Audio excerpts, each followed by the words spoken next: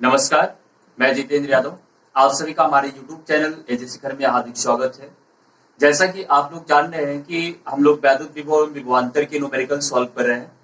इसके पहले न्यूमेरिकल पर हम लोगों की एक क्लास हो चुकी है। आज ही न्यूमेरिकल की सेकंड क्लास है। तो आइए देखते हैं आज का पहला न्यूमेरिकल।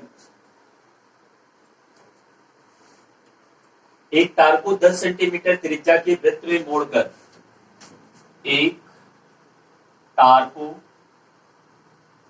10 सेंटीमीटर त्रिज्या के वृत्त में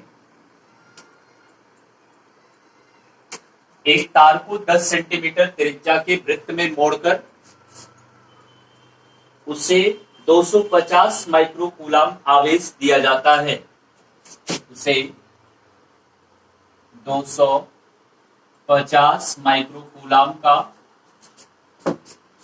आवेश दिया जाता है। आवेश दिया जाता है जो समान रूप से फैल जाता है। जो समान रूप से फैल जाता है। जो समान रूप से फैल जाता है। आगे कह रहा है कि इसके केंद्र पर वैद्युत क्षेत्र की तीव्रता एवं विभव ज्ञात कीजिए। इसके केंद्र पर वैद्युत क्षेत्र की तीव्रता, वैद्युत क्षेत्र की तीव्रता एवं विभव ज्ञात कीजिए। विभव ज्ञात कीजिए। तो ध्यान देना, 10 सेंटीमीटर त्रिज्या का एक वृत्त है। तो मान लेते हैं कि इसका केंद्र और ये इसकी त्रिज्या है कि r बराबर दिया है कि 10 सेंटीमीटर। इसको मीटर में बदलेंगे तो 10 गुणे 10 की घाते -2 मीटर अर्थात 10 की घाते -1 मीटर हो जाएगा। मोड़कर जो बनाया गया इसको 250 माइक्रोकूलम का आवेश दिया है। Q बराबर हो जाएगा 250 माइक्रोकूलम। इसको आप लोग कूलम में चेंज करोगे तो 250 गुणे 10 की घाते -6 कूलम बनेगा। इसमें जो आवेश दिया जाता है इसके पृष्ठों पर समान रूप से वितरित हो जाता है। वैसे उससे कोई मतलब नहीं है। इसके केंद्र पर वैद्युत क्षेत्र की तीव्रता और वैद्युत विभव दो चीज निकालना है। तो ध्यान दीजिएगा, आप सबसे पहले यहाँ पर लिखेंगे केंद्र पर वैद्युत क्षेत्र की तीव्रता, वैद्युत क्षेत्र की तीव्रता, केंद्र पर वैद्युत क्षेत्र की तीव्रता E बराबर हो जाएगा 0।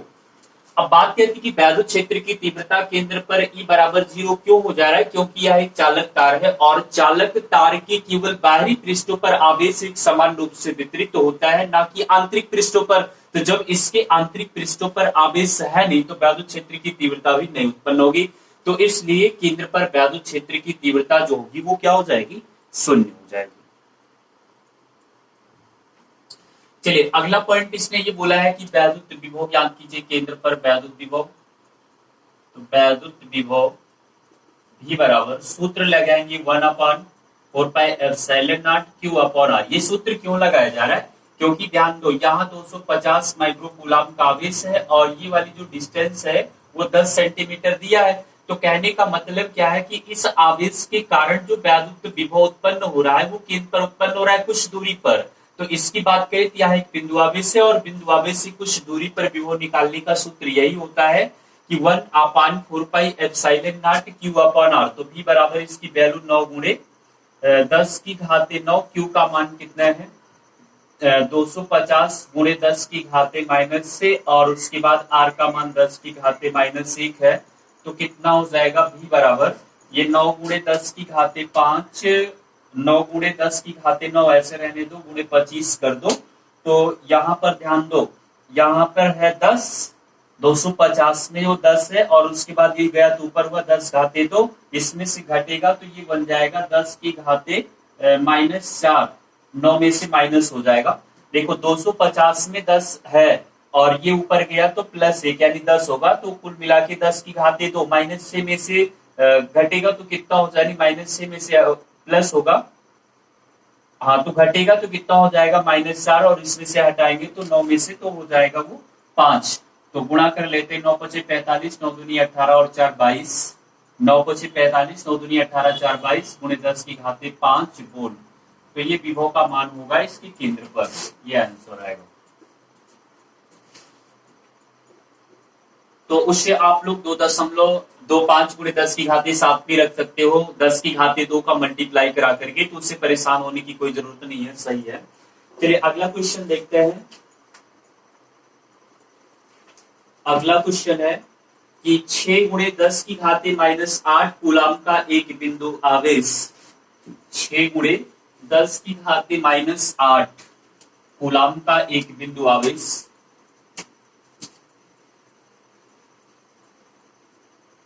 ध्यान दो। सेकंड क्वेश्चन है कि 6 गुणे 10 की घाते -8 कूलाम का एक बिंदु आवेश, एक बिंदु आवेश, एक बिंदु आवेश निर्देशांक मूल बिंदु पर स्थित है, निर्देशांक, निर्देशांक मूल बिंदु पर स्थित है, मूल बिंदु पर स्थित है, निर्देशांक मूल बिंदु पर स्थित है। एक इलेक्ट्रॉन को, एक इलेक्ट्रॉन को, एक इलेक्ट्रॉन को बिंदु x बराबर 3 मीटर, x बराबर 3 मीटर से, x बराबर 3 मीटर से x बराबर 6 मीटर तक ले जाने में, ले जाने में किया गया कार्य बताइए, किया गया कार्य बताइए, ले जाने में किया गया कार्य बताइए। ध्यान देना है 6 गुणे 10 की घाते -8 कूलाम का आवेश है, तो Q बराबर हो जाएगा 6 गुणे 10 की घाते -8 कूलाम। निर्देशांक देखो इस तरह से निर्देशांक होता है, x ये x डैश, ये y और ये y डैश, ये इसका ऑरिजिन पॉइंट मूल बिंदु होता है। तो कह रहा है कि x बराबर 3, मान लो कि x बराबर 3 ये है, तो x बराबर ये 3 मीटर की दूरी पर एक बिंदु A है, और x बराबर 3 से उसे x बराबर 6 मीटर की दूरी मान लो बिंदु B, यहां से यहां तक ले जाने का किया गया कार्य निकालना है। तो ध्यान देना है, यहाँ पे सबसे पहले हम लोग लिखेंगे x बराबर 3 मीटर पर, पहले विभव निकाल लो। x बराबर 3 मीटर पर विभव V1 जो होगा वो कितना हो जाएगा, क्योंकि ये मूल बिंदु पर स्थित है, मतलब ये जो आवेश रखा है 6 गुणे 10 की घाते -8 कूलाम का, ये मूल बिंदु पर रखा हुआ है। तो इस आवेश को x बराबर 3 मीटर की दूरी पर ले जाने पर विभव निकालेंगे, उसके बाद में x बराबर 6 मीटर की दूरी पर ले जाने पर विभव निकालेंगे, तब टोटल कार्य फिर बाद में निकालना पड़ेगा। तो बिंदु आवेश वाला कॉन्सेप्ट यहाँ भी चलेगा, क्योंकि ये बिंदु आवेश से कुछ दूरी पर ले जा रहे हैं। तो V1 बराबर हो जाएगा 1/4πε0 Q/R, ठीक है। अब ध्यान दो, अब V1 बराबर हो जाएगा, इसका मान 9 गुणे 10 की घाते 9, Q का मान है 6 गुणे 10 की घाते -8, R का मान है x बराबर 3, तो 3 एकम 3 दूनी 6, तो V1 बराबर हो जाएगा 9 दूनी 18 और गुणे 10, यानी कुल मिला के ये आएगा 180 वोल्ट। यहाँ 9 है, यहाँ -8 है, माइनस होगा तो 10 आएगा। उसके बाद में फिर हम निकालेंगे x बराबर 6 मीटर पर विभव, x बराबर 6 मीटर पर विभव V2 निकालेंगे, वही फार्मूला इसमें भी लगेगा 1/4πε0 Q/R। तो V2 बराबर हो जाएगा 9 गुणे 10 की घाते 9, Q का मान 6 गुणे 10 की घाते -8 और R का मान वही 6 मीटर, ये पूरा कैंसिल हुआ, तो V2 का मान आएगा 9 गुणे 10 बराबर ये हो जाएगा 90 वोल्ट, ठीक है। अब क्या करना है, आपको किया गया कार्य निकालना है, किया गया कार्य।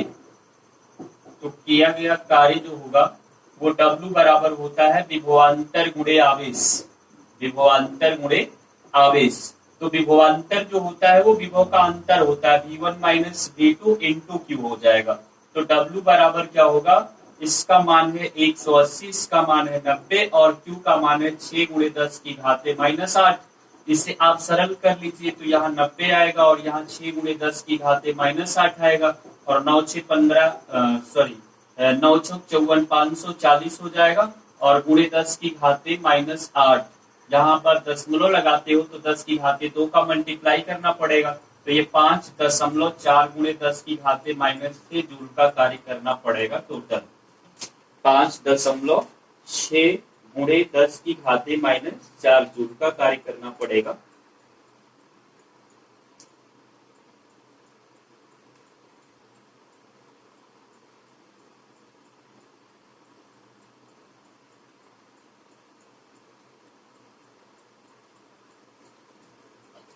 ध्यान दीजिएगा, इसमें इलेक्ट्रॉन की बात किया है कि एक इलेक्ट्रॉन को ले जाने का कार्य निकालना है। तो अगर इलेक्ट्रॉन की बात किया है तो यहाँ पर हम लोग इलेक्ट्रॉन का आवेश रखेंगे। तो इलेक्ट्रॉन का आवेश रखेंगे तो थोड़ा सा ध्यान दो, ये हो जाएगा 1.6 गुणे 10 की घाते -19 कूलम। ये जो आवेश है वो तो मूल बिंदु पर है, तो मूल बिंदु से इसको एक बार x बराबर 3 मीटर दूरी ले जाते हैं, फिर x बराबर 6 मीटर दूरी ले जाते हैं। उसके बाद में इसने ये कहा कि एक इलेक्ट्रॉन को मतलब वहां तक ले जा रहे हैं तो किया गया कार्य निकालना। तो इलेक्ट्रॉन की बात आएगी तो एक इलेक्ट्रॉन की आवेश से इसमें गुणा करेंगे तो ये तो हो जाएगा 90 और उसके बाद में 1.6 गुणे 10 की घाते -19। तो W बराबर हो जाएगा 16 9 144 14.4 गुणे 10 की घाते -19। यहाँ दशमलव लगाओगे तो 10 का मल्टीप्लाई करोगे तो W बराबर हो जाएगा 1.44 गुणे 10 की घाते -18 जूल। 10 की घाते -18 जूल आएगा। अब सही है।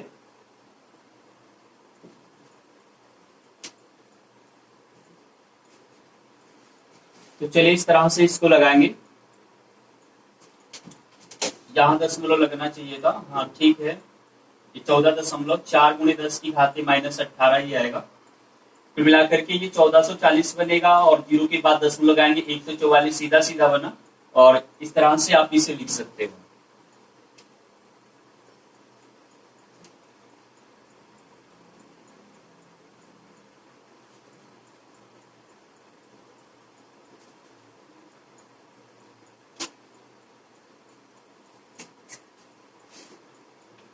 इसके बाद में अगला क्वेश्चन देखिएगा।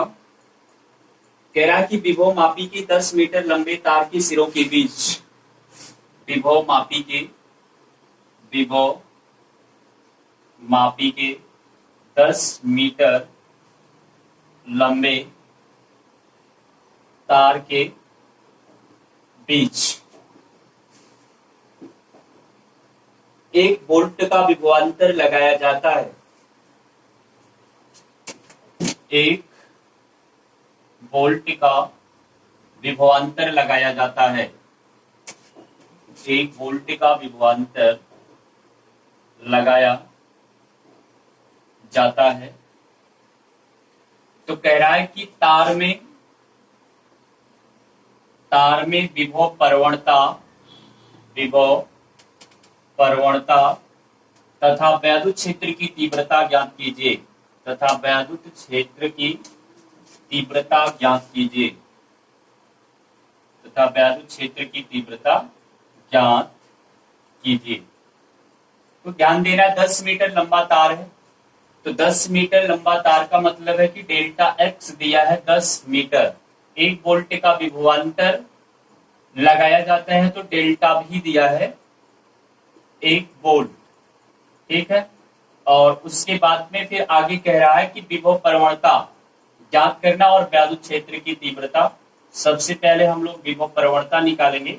तो विभव प्रवणता बराबर हो जाएगा delta V upon delta x, यानी 10/1 बराबर 10 वोल्ट प्रति मीटर, क्योंकि इसका मात्रक होता है वोल्ट प्रति मीटर। तो विभव प्रवणता जो आएगी वो 10 वोल्ट प्रति मीटर आएगी।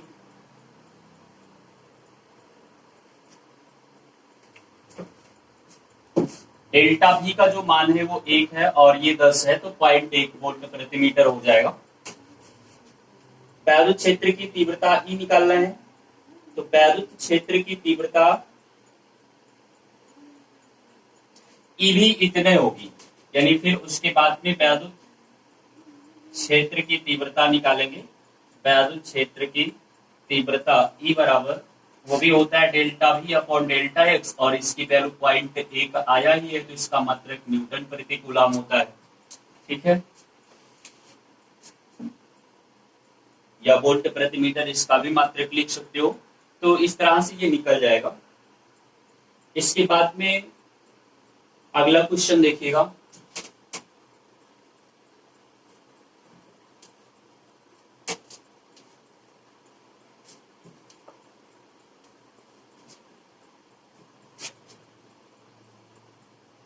चौथा क्वेश्चन है, 3 × 10 की घाते -8 कूलाम के एक वैद्युत आवेश को 3 × 10 की घाते -8 कूलाम के एक वैद्युत आवेश को 3 × 10 की घाते -8 कूलाम के एक वैद्युत आवेश को एक समान वैद्युत क्षेत्र में एक बिंदु से दूसरे बिंदु तक ले जाने में, एक समान वैद्युत क्षेत्र में एक समान वैद्युत क्षेत्र में एक बिंदु से दूसरे बिंदु तक ले जाने में एक बिंदु से दूसरे बिंदु तक ले जाने में 3.24 × 10 की घाते -4 जूल कार्य करना पड़ता है। 3.24 × 10 की घाते -4 जूल, 3.24 × 10 घाते -4 जूल कार्य करना पड़ता है। तो फिर आगे कहा जा रहा है कि यदि इन बिंदुओं के बीच की दूरी 12 सेंटीमीटर हो, यदि इन बिंदुओं के बीच की दूरी, इन बिंदुओं के बीच की दूरी 12 सेंटीमीटर हो, तो वैद्युत क्षेत्र की तीव्रता ज्ञात कीजिए। तो वैद्युत क्षेत्र की तीव्रता ज्ञात कीजिए।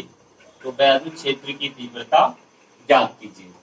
देखो 3 × 10 की घाते -8 कूलाम का एक आवेश है, तो कहने का मतलब Q बराबर हो जाएगा 3 × 10 की घाते -8 कूलाम को एक समान वैद्युत क्षेत्र में एक बिंदु से दूसरे बिंदु तक ले जाने में 3.24 × 10 की घाते -4 जूल कार्य करना है, यानी 3.24 × 10 की घाते -4 जूल ये कार्य हो जाएगा। और उसके बाद इन दोनों बिंदुओं के बीच की दूरी 12 सेंटीमीटर है, तो बीच की जो दूरी होगी उससे हम लोग d से लिखेंगे, तो d बराबर हो जाएगा 12 सेंटीमीटर, तो मीटर में बदलेंगे तो 12 × 10 की घाते -2 मीटर। वैद्युत क्षेत्र की तीव्रता E निकालना है, तो E बराबर होता है V अपॉन D। V मालूम नहीं है तो V बराबर लिखेंगे W upon Q upon D, तो ये हो जाएगा W अपॉन QD। अब वैल्यू पुट अप कर लीजिए।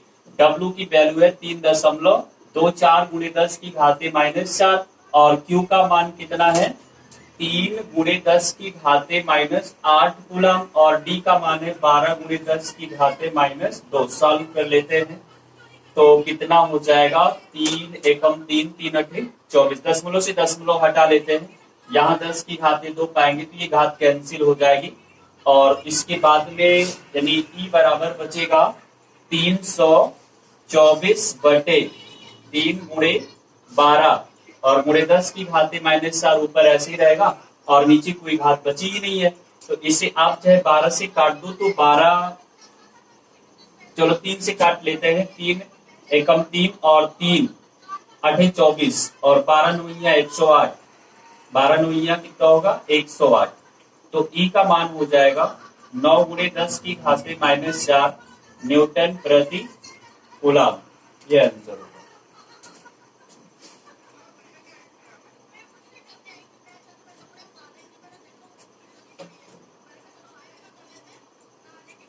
अब ध्यान देना, ये 8 है +8 होगा तो ये प्लस में हो जाएगा, ये घात ऊपर गया तो +8 होगा, तो यहाँ पे आएगा 4। चलिए आगे देखते हैं फिर।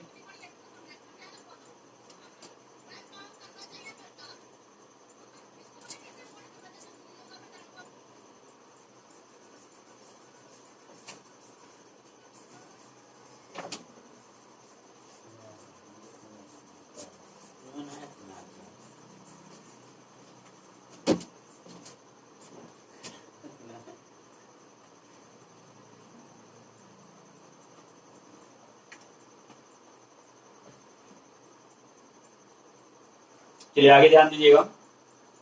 धातु की दो क्षैतिज समांतर प्लेटों के बीच की दूरी 2 सेंटीमीटर है। पांचवा क्वेश्चन है, धातु की दो समांतर प्लेटों के बीच की दूरी 2 सेंटीमीटर है। 2 सेंटीमीटर है। आगे कह रहा है कि इनके बीच विभवांतर 120 वोल्ट है। इनके बीच विभवांतर, इनके बीच विभवांतर 120 वोल्ट है। इनके बीच विभवांतर जो है वो 120 वोल्ट है। तो कह रहा है कि ज्ञात कीजिए नंबर 1 प्लेटों के बीच वैद्युत क्षेत्र। ज्ञात कीजिए नंबर 1 प्लेटों के बीच वैद्युत क्षेत्र। प्लेटों के बीच वैद्युत क्षेत्र।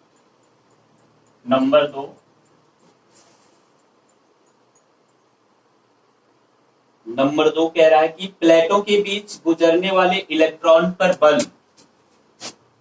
प्लेटों के बीच गुजरने वाले, प्लेटों के बीच गुजरने वाले इलेक्ट्रॉन पर बल। गुजरने वाले इलेक्ट्रॉन पर बल। और तीसरे में निकालना है,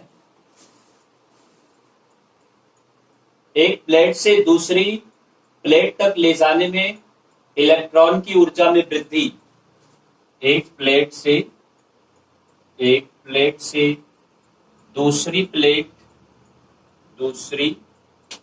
तक ले जाने में इलेक्ट्रॉन की ऊर्जा में वृद्धि। इलेक्ट्रॉन की ऊर्जा में वृद्धि। एक प्लेट से दूसरी प्लेट तक ले जाने में इलेक्ट्रॉन की ऊर्जा में वृद्धि। क्वेश्चन की लैंग्वेज थोड़ा लंबी चौड़ी है, लेकिन कैलकुलेशन उतना लंबा नहीं है। पहले जो कुछ भी दिया है उससे हम लोग बहुत आसानी से सॉल्व लिखेंगे कि दिया इसने क्या क्या है, उसके बाद जो निकालना है उस पर ध्यान दे दें।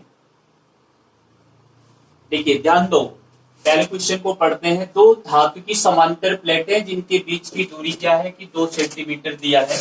तो इनके बीच की जो दूरी होगी वो 2 सेंटीमीटर होगी। 2 × 10⁻² मीटर बना लेंगे। इनके बीच 120 वोल्ट का विभवांतर है, तो V बराबर हो जाएगा 120 वोल्ट। और उसके बाद ज्ञात करना है नंबर 1 प्लेटों के बीच वैद्युत क्षेत्र की तीव्रता। तो वैद्युत क्षेत्र की तीव्रता E बराबर होता है V/D। तो V का मान है 120 और D का मान है 2 × 10⁻²। तो ये हो जाएगा 60 और 60 × 10⁻² आएगा। तो 60 × 10⁻² आएगा ये।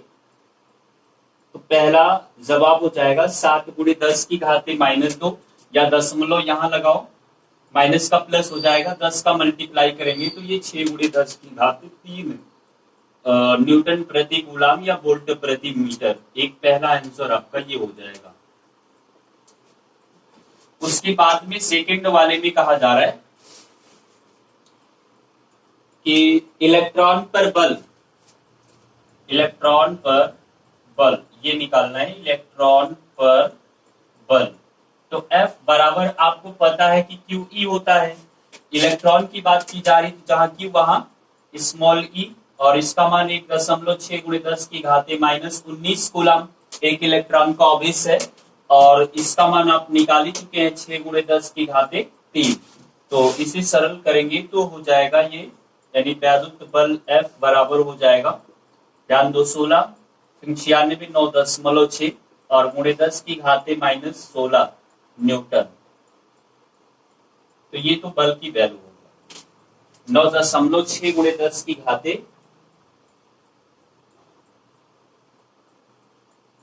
10⁻16 न्यूटन। देखो इसके बाद में थर्ड ऑप्शन इसका है, यानी यहां निकाल देते हैं। इलेक्ट्रॉन ऊर्जा में वृद्धि निकालना है। इलेक्ट्रॉन की ऊर्जा में वृद्धि, ऊर्जा में वृद्धि। तो ऊर्जा में जो वृद्धि होगी ये बराबर हो जाएगा, यानी ऊर्जा में वृद्धि जो होती है वो डेल्टा के से लिखेंगे, और डेल्टा के बराबर हो जाएगा क्यूबी। डेल्टा के बराबर होगा क्यूबी। तो इलेक्ट्रॉन की ऊर्जा में वृद्धि निकालना है, तो इलेक्ट्रॉन का आवेश 1.6 × 10⁻⁻19 कूलम, और भी कितना है, तो ये हो जाएगा 16 दूनी 32 और 16 एकम 16, 16 और 3 19 और एक जीरो, एक अंक पर दशमलव, गुणे 10⁻⁻19। दशमलव यहाँ लगाएंगे तो 10⁻2 का गुणा कराएंगे तो 1.9, 2 × 10⁻17 जूल हो जाएगा। ये ऊर्जा में वृद्धि डेल्टा के की वैल्यू है, 1.92 × 10⁻17 जूल सही आ रहा है। तो इस तरह से क्वेश्चन को सॉल्व करेंगे। इसके बाद में आप लोग अगला सवाल देखिएगा।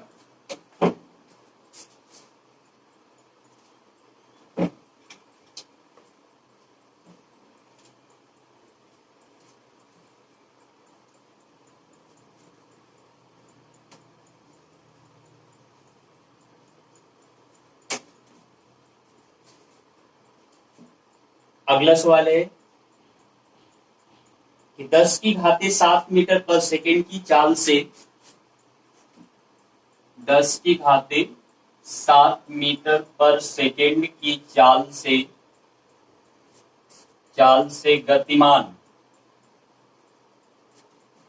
गतिमान इलेक्ट्रॉन की गतिज ऊर्जा इलेक्ट्रॉन वोल्ट में ज्ञात कीजिए। इलेक्ट्रॉन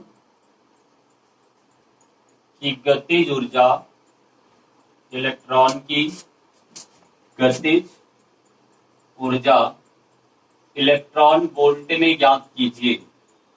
इलेक्ट्रॉन वोल्ट में ज्ञात कीजिए।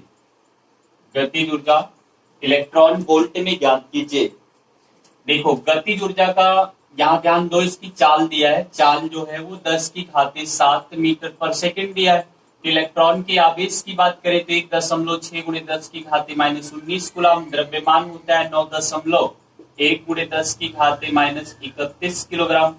तो अब आपको इलेक्ट्रॉन की गतिज ऊर्जा निकालना है, वो भी इलेक्ट्रॉन वोल्ट में। तो गतिज ऊर्जा के का फार्मूला होता है हाफ mv²। तो हाफ m 9.1 × 10⁻31 और उसके बाद में v का मान है 10⁻7। तो 10⁻7 का स्क्वायर ये जूल में आएगा। तो जूल्स को इलेक्ट्रॉन वोल्ट में बदलने के लिए 1.6 × 10⁻, इलेक्ट्रॉन वोल्ट में बदलने के लिए 1.6 × 10⁻19 का डिवाइड करना पड़ेगा। मतलब आपको ये पता होगा कि एक इलेक्ट्रॉन वोल्ट बराबर होता है 1.6 × 10⁻19 जूल की।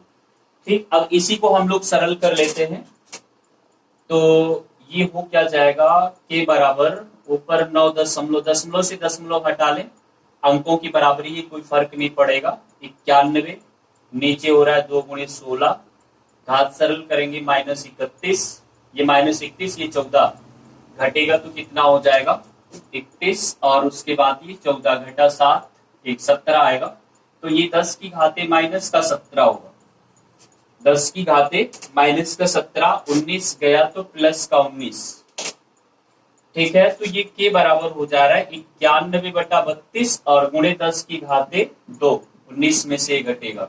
तो 91 में आप 32 का भाग करा दो, 32 दो बार जा सकता है, 32 दूनी 64, तो 7 आएगा, और यहाँ बचा 8 2, उसके बाद 0 बढ़ाएंगे तो 3 9 27 ज्यादा हो जाएगा, 8 बार जा सकता है। तो कुल मिलाकर के ये नियर अबाउट आएगा 2.8 × 10⁻2 जूल। 2.8 × 10⁻2 जूल नहीं आएगा,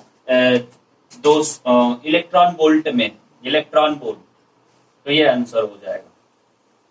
देखो इसको अभी और एक बार ले जाएंगे तो शायद 4 बार जाएगा, और उसमें आप तो बनेगा ये 2.84, 10⁻2 का मल्टीप्लाई कराएंगे तो सीधा सीधा 284 हो जाएगा। तो उसमें कोई फर्क नहीं है, आप परेशान मत होइएगा, ये भी सही है। तो इलेक्ट्रॉन वोल्ट में इस तरह से इसकी ऊर्जा कन्वर्ट हो जाएगी। देखिए इस चैप्टर के जो भी इंपॉर्टेंट न्यूमेरिकल थे उसको मैंने अपनी तरफ से कंप्लीट करवा दिया है। तो न्यूमेरिकल अगर आप सॉल्व कर लेते हैं तो मैं ये उम्मीद करता हूं कि आप इस चैप्टर के जो भी न्यूमेरिकल हैं उसे आप आसानी से सॉल्व कर ले जाएंगे। और नेक्स्ट क्लास में मैं आपको इसके आगे का चैप्टर पढ़ाऊंगा, वैद्युत धारिता।